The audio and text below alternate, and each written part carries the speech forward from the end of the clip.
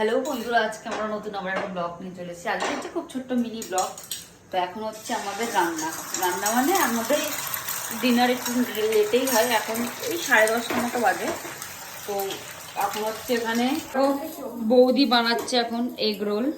তো এখানে egg roll হচ্ছে, আর এখানে আমার চা গরম হচ্ছে এখন। তো এখানে এগ রোল করার জন্য সব সস টস রেখে দিয়েছি। এখানে শসা উপচানো আছে, এখানে চিকেন আছে, এখানে এখন এগ রোল হচ্ছে, এখানে সব রাখা আছে জিনিস। তো সবার রান্নাঘরে একটা এরকম কালো কারা মাছ বাঙালি মানে থাকে সবখানে হচ্ছে। তো আমি করব, আমি এখন চাটা ঢেলে নিই। তো ঢেলে নিয়ে চাটা খেয়ে তারপর আমি এগ রোলটা ডেকোরেশন করবো, সেটা তোমাদের সাথে আনছি। একটু চা খেয়ে নিই। এগ রোলের ডেকোরেশন চলছে, চলো। তো এখন এখানে সব ভেজে রেখে দিয়েছে এগ রোল। তো একটা অন্য ক্ষেত্রে আসা হচ্ছে, হাসিটা বলা যাবে না।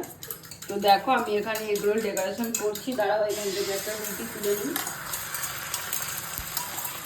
এখানে রুটিটা দিয়ে দিলাম। ভীষণ গরম, তো একটু হালকা করে বিট নুন দিয়ে দিই।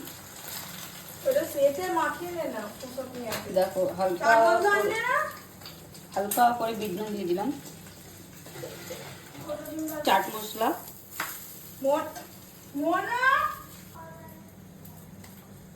তো এবার এখানে শসা আর পেঁয়াজ কাটা আছে, সেটা একটু দিয়ে দিই।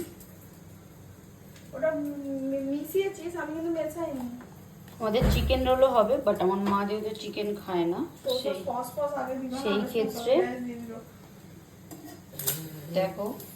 তো এবার দিয়ে দিই টমেটো কেচাপ।